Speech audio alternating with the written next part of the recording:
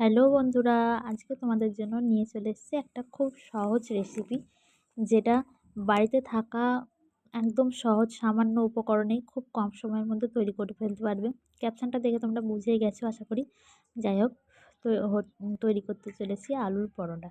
তার জন্য প্রথমেই আলুগুলো প্রেসারে বয়েল করে নিয়েছি। তারপর সেগুলোকে খোসা ছাড়িয়ে একটু ভেঙে নিয়েছি। তার মধ্যে একটু পেঁয়াজ কুচি আর শুকনো লঙ্কা ভেজে দিয়েছি, একটু সাদা লবণ, একটু বিট লবণ, আর এই যে এর মধ্যে হাতের মধ্যে আমি দিচ্ছি জিরে গুঁড়ো আর সামান্য একটু হলুদ। এবারে এটাকে ভেজে নেব, শুকনো, তেল দেব না। শুকনো কড়াই গ্যাসে একটু গরম করে ভেজে নেব, যাতে কাঁচা গন্ধটা চলে যায়। এই যে একটু নেড়ে চেড়ে এবার একটু ভেজে নিলাম। এবার দিয়ে দেব আলুর মধ্যে, হয়ে গেলে যে দিয়ে দিয়েছি। এখন এগুলোকে সুন্দর করে মেখে নেব। এর মধ্যে তোমরা চাইলে একটু ধনেপাতা অ্যাড করতে পারো। আর সামান্য কয়েক দানা চিনি দিয়েছি, টেস্টের জন্য একটু আমচুর পাউডার দিয়েছি। যেহেতু আমচুর পাউডারটা দিয়েছি, ওই জন্য স্বাদটাকে ব্যালেন্স করার জন্য সামান্য একটু চিনি দিয়েছি। তো সবগুলো দিয়ে এখন মেখে নিয়েছি। দেখতেই পারলে কত কম উপকরণে, একদম সামান্য উপকরণে হয়ে গেল। আর আমার কাছে এই যে একটু আটা ছিল, মাখাই ছিল, রুটি করেছিলাম, তো তার জন্য একটু এক্সট্রা আটা মেখে নিয়েছিলাম, 3টে মতন রেখে দিয়েছিলাম। এবার এই আটাটাকে প্রথমে একটু শুকনো আটা ছড়িয়ে সুন্দর করে এরকম হাতে করে চেপে চেপে বড় করে নিতে হবে। যেমন রুটির আটা মাখো তেমনই, লবণ আর জল দিয়ে, ব্যাস, আর কিছু দিইনি আমি এর মধ্যে। অনেকে বাটার দেয়, বাট আমি কিছু দিইনি। বাটার বা ঘি তোমরা অ্যাড করতেই পারো চাইলে।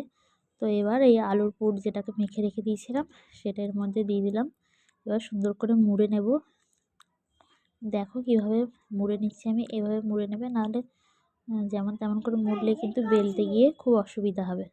তখন আলুর পুরটা ভেতর থেকে বাইরে বেরিয়ে যাবে আর পরোটাটা ভালো ফুলবে না, বেলতেও অসুবিধা হবে তখন। তো তার জন্য মোড়ানোটা খুব সুন্দর করে তোমরা নোটিশ করবে, খুব সুন্দর করে মোড়াতে হবে। তো তারপর অল্প অল্প শুকনো ময়দা হালকা করে ওর মধ্যে ছিটিয়ে দিয়ে এবার এটাকে বেলে নেব। হাতে করে প্রথমে একটু চেপে চেপে বড় করে নেব, যাতে করে আলুর পুরটা চারিদিকে ছড়িয়ে যায় সুন্দর করে। এবার গ্যাসটাকে অন করে দিলাম, কড়াইটা একটু গরম হতে থাক।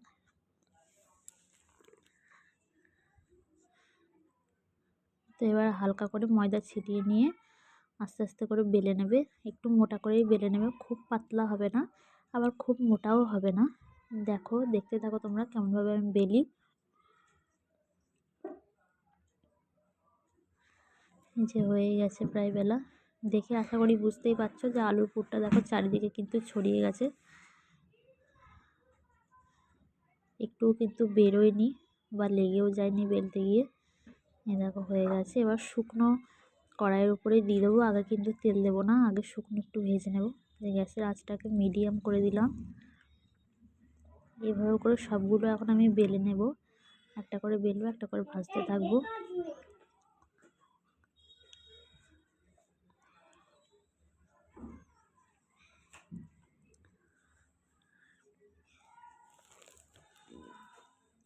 এই যে দিকটা এখন আমি এক পিঠ উল্টে দিয়েছি। এক পিঠ উল্টে দেওয়ার পর তারপর দুই পিঠে হালকা করে সেঁকা হয়ে গেলে তেল দিয়ে দেবে। তো এখানে মাঝখানে আমি ক্লিপটা নিতে পারিনি, ভিডিও ক্লিপটা। এই দেখো আরেকবারও তোমাদের দেখিয়ে দিচ্ছি কীভাবে মুড়ে নেবে পরোটাটা। এইভাবে করে চারিধার থেকে মুড়ে নেবে, তাহলেই ব্যাস হয়ে যাবে। খুবই সহজ, একদম কম উপকরণে দেখাচ্ছি। যখন তখন খেতে মন হলে বানানো যাতে যায়, তো আমি সেভাবেই বানিয়েছি। এর মধ্যে ধনেপাতা অ্যাড করতে পারো আর একটু জোয়ান অ্যাড করতে পারো, কাঁচা জোয়ান, ভাজা নয়। এই যে আবারও এটা বেলে দিয়ে দিলাম, দেখছো কি সুন্দর ফুলছে। এটা আলুটা একটুখানি বেরিয়ে গেছে লাস্টটা, অল্প একটু মাঝখানে, যার জন্য খুব একটা ভালো করে ফোলেনি। হয়ে গেছে।